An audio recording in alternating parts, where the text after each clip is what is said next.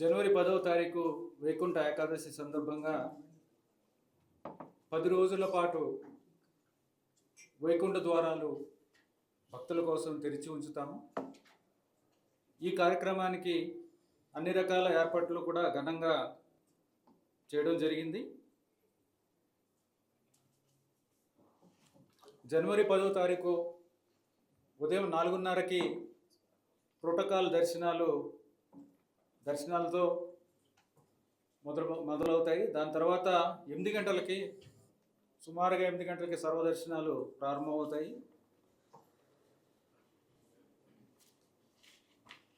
జనవరి 10న ఉదయం 9 నుంచి 11 గంటల వరకు శ్రీదేవి భూదేవి సమేతంగా మలయప్ప స్వామివారు స్వర్ణరథంపై ఆలయం యొక్క మాడ వీధుల్లో భక్తులకు దర్శనమిస్తారు. తర్వాత 12 గంటల నుంచి 4 గంటల దాకా మలయప్ప స్వామివారు వాహన మండపంలో ఉంటారు, భక్తులకు దర్శనమిస్తారు. జనవరి 11 వైకుంఠ ద్వాదశి సందర్భంగా 5:30 నుంచి 6:30 వరకు, ఉదయం 5:30 నుంచి 6 గంటల వరకు చక్ర స్నానం కార్యక్రమం ఉంటుంది. టోకెన్లకు సంబంధించి తిరుపతిలో 8 కేంద్రాలు, తిరుమలలో 1 కేంద్రం, మొత్తం 94 కౌంటర్ల ద్వారా ఎస్ఎస్డి టోకెన్లని ఇవ్వడం జరుగుతుంది. 10, 11, 12 తేదీలకి సంబంధించిన 3 రోజులకి సంబంధించిన టోకెన్లు 1,20,000 టోకెన్లు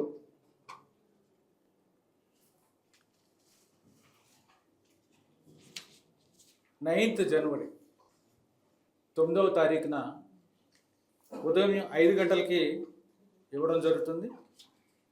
దీని తర్వాత మిగిలిన రోజులకు సంబంధించిన టోకెన్లు ఏ రోజుకు ఆ రోజు 3 కేంద్రాల్లో ఇవ్వడం జరుగుతుంది.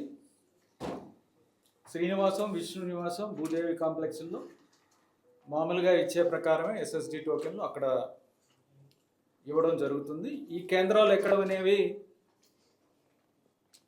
ఇందిరా మైదానం, రామచంద్ర పుష్కరిణి, శ్రీనివాసం కాంప్లెక్స్, విష్ణు నివాసం కాంప్లెక్స్, భూదేవి కాంప్లెక్స్, బైరాగి పట్టణంలోని రామానాయుడు ఉన్నత పాఠశాల, ఎంఆర్పల్లిలోని జిల్లా పరిషత్ ఉన్నత పాఠశాల, జీవకోనలోని జిల్లా పరిషత్ ఉన్నత పాఠశాల, తిరుమలకి సంబంధించి తిరుమల వాసుల కోసం బాలాజీనగర్ కమ్యూనిటీ హాల్. ఇప్పటికే ఎస్ఈడి టోకెన్లు 1,40,000, శ్రీవాణి టోకెన్లు ఆన్లైన్లో విడుదల చేయడం జరిగింది 19,500 ఇప్పటికీ. అలాగే ప్రత్యేక దర్శనాలు అంటే విఐపి బ్రేక్, వృద్ధులు, చంటి పిల్లల తల్లిదండ్రులు, దివ్యాంగులు, ఎన్ఆర్ఐ ఇలాంటి ప్రత్యేక దర్శనాలన్నింటినీ రద్దు చేయడం జరిగింది ఈ 10 రోజుల కోసం. ఈ 10 రోజులు దర్శన టోకెన్లు ఉన్న భక్తులకు మాత్రమే దర్శనానికి అవకాశం ఉంది.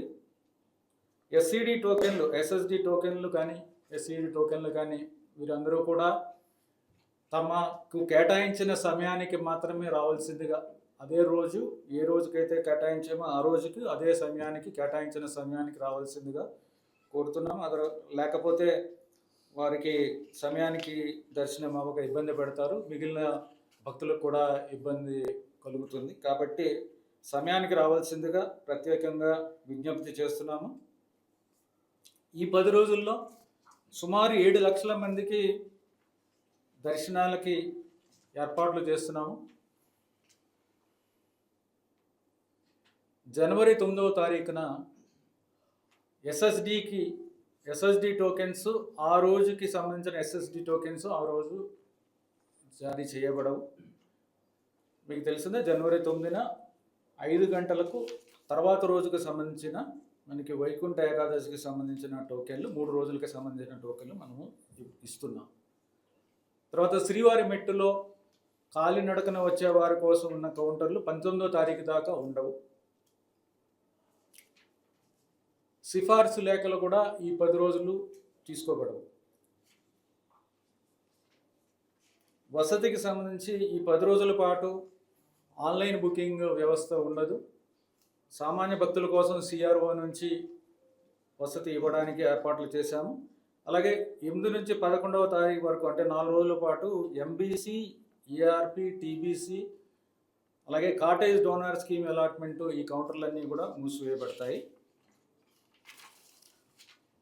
ట్రాఫిక్కి సంబంధించి అన్ని రకాల ఏర్పాట్లు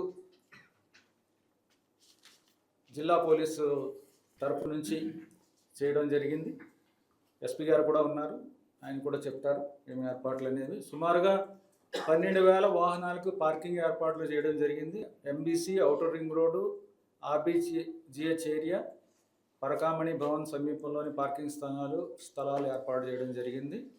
అలాగే శ్రీవారి బ్రహ్మోత్సవాలు సమయంలో గరుడ వాహన సేవ రోజు మనకి విఐపి వాహనాలు ఏ విధంగా అయితే రామ్ బగీచా రోడ్డు దగ్గర, మెయిన్ రోడ్డు దగ్గర వరకు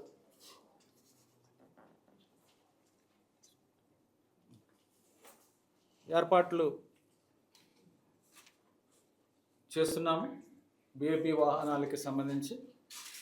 అలాగే టికెట్లపైనే entry point, alighting point, pickup point, parking point అన్నీ కూడా ముద్రించి ఉంటాయి.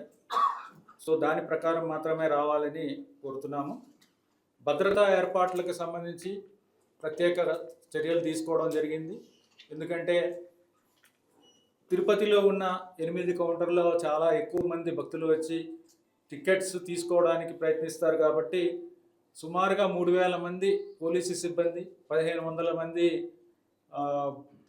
విజిలెన్స్ సిబ్బంది ప్రత్యేకంగా సెక్యూరిటీ భద్రత గురించి ప్రత్యేకమైన ఏర్పాట్లు చేస్తున్నారు.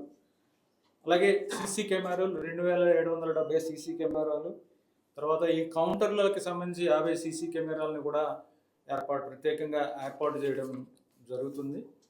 అన్నప్రసాదాలకు సంబంధించి సమయం కూడా 6 గంటల నుంచి 12 గంటల, ఉదయం 6 నుంచి రాత్రి 12 గంటల దాకా కూడా అన్నప్రసాదాలకి ఇవ్వడానికి, మంచినీరు సౌకర్యం, మంచినీరు ఇవన్నీ ఇవ్వడానికి కూడా ప్రత్యేకమైన ఏర్పాట్లు కూడా చేయడం జరిగింది. అలంకరణకి సంబంధించి విద్యుత్ దీపాలంకరణ, అలాగే పుష్పాలంకరణ ఇవన్నీ కూడా ప్రత్యేక శ్రద్ధ వహించి చేస్తున్నాము. మైసూరు దసరా ఉత్సవాల్లో ఇప్పుడు చేసే ఎక్స్పర్ట్స్ ఎవరైతే ఉన్నారో వారి ద్వారా ఈ అలంకరణ ఈసారి చేస్తున్నాము. అలాగే క్యూ లైన్ల నిర్వహణకు, అలాగే వివిధ సేవలు అందించడానికి శ్రీవారి సేవకులు 3,000 మంది, అలాగే ఎన్సిసి, స్కౌట్స్, గైడ్స్ వారి సేవలను కూడా ఉపయోగించుకుంటున్నాం. పారిశుద్ధ్యానికి సంబంధించి 2,082 మంది మామూలుగా ఉపయోగిస్తున్న వారితో పాటు సుమారుగా 150 మందిని కూడా అదనంగా ఉపయోగిస్తున్నాము. అలాగే ఎప్పటికప్పుడు చెత్త తొలగించడం, అలాగనే రోడ్లన్నీ కూడా పరిశుభ్రంగా ఉంచడానికి అన్ని రకాల చర్యలు కూడా తీసుకోవడం జరిగింది.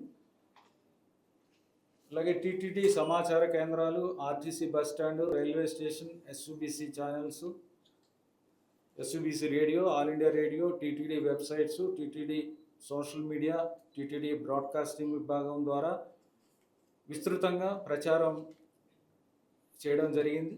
భక్తులకు సమాచారం కోసం, ముఖ్యంగా భక్తులకు సమాచారం తెలిపేందుకు వీలుగా సూచిక బోర్డులు కూడా ఏర్పాటు చేయడం జరిగింది.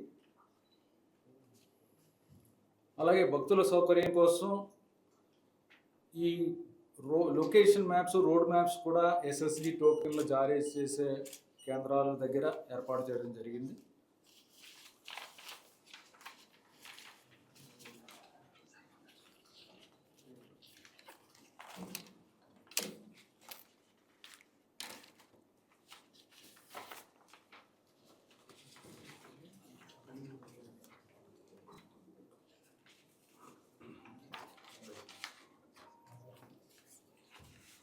అలాగే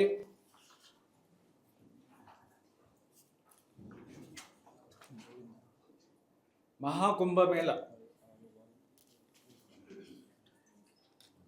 మహాకుంభమేళకు సంబంధించి టీటీడీ కొన్ని ఏర్పాట్లు చేస్తుంది. ఉత్తరప్రదేశ్లోని ప్రయాగరాజ్ అంటే అలహాబాద్ దగ్గర జనవరి 13 నుంచి ఫిబ్రవరి 26 వరకు మహాకుంభమేళ జరుగుతుంది. ఈ కుంభమేళ కార్యక్రమంలో టీటీడీ కూడా పాల్గొంటుంది.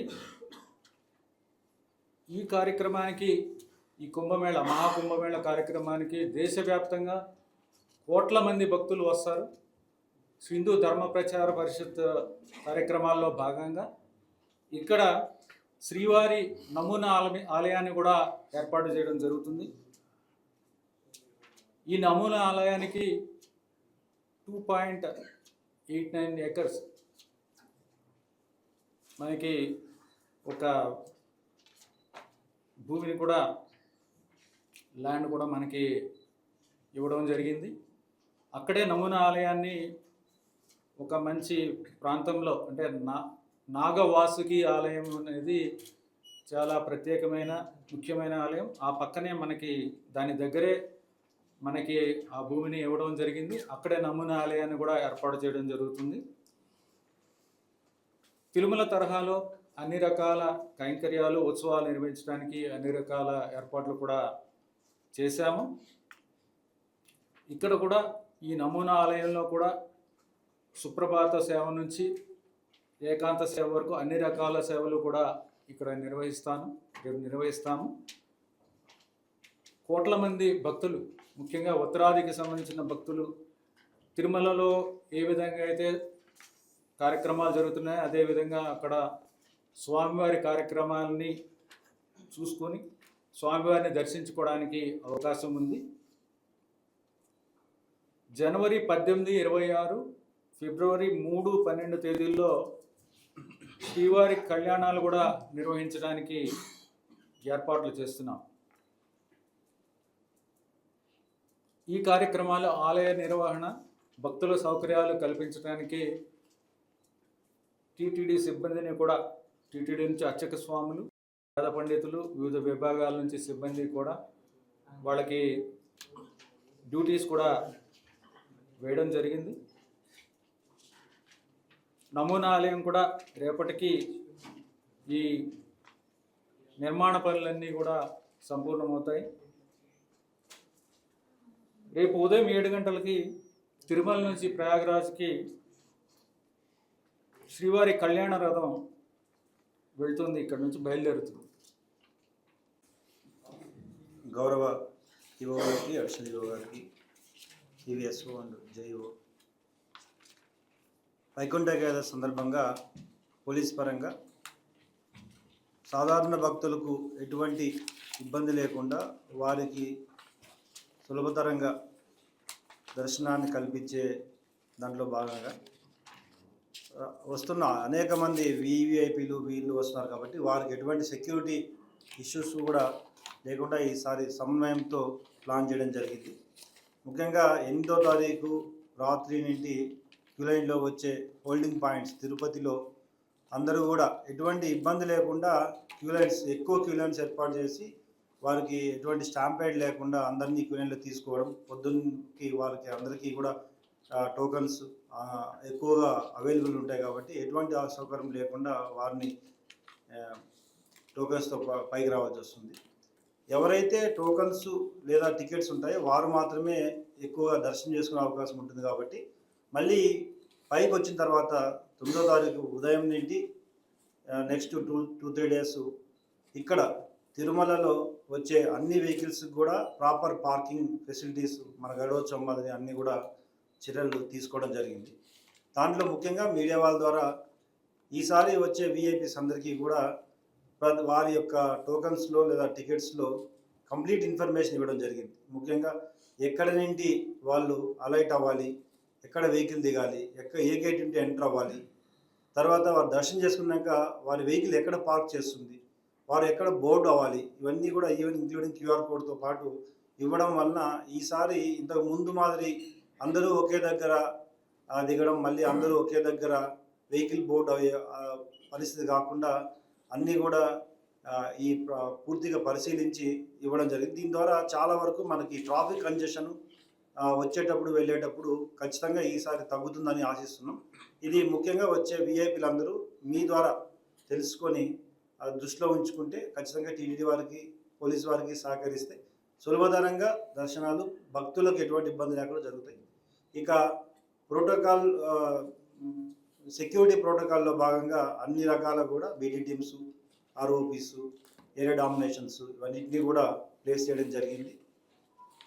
ఈ రాబోయే వైకుంఠ ఏకాదశికి అన్ని కోణాల్లో విజిలెన్స్ అండ్ పోలీస్ వారు సహకారంతో ఎటువంటి ఇబ్బందులు కలగకుండా దర్శనాలు కల్పించే విధంగా పోలీసు వారు దాదాపు 3000 మంది పోలీసుని కింద దాదాపు 1200 పైన 1800 వరకు పోలీస్ ఫోర్స్ని డిప్లాయ్ చేయడం జరిగింది. ఖచ్చితంగా ఒక మంచి వాతావరణంలో భక్తులందరూ దర్శనం చేసుకునే విధంగా ఫెసిలిటీస్ కల్పించడం జరుగుతుంది. Thank you.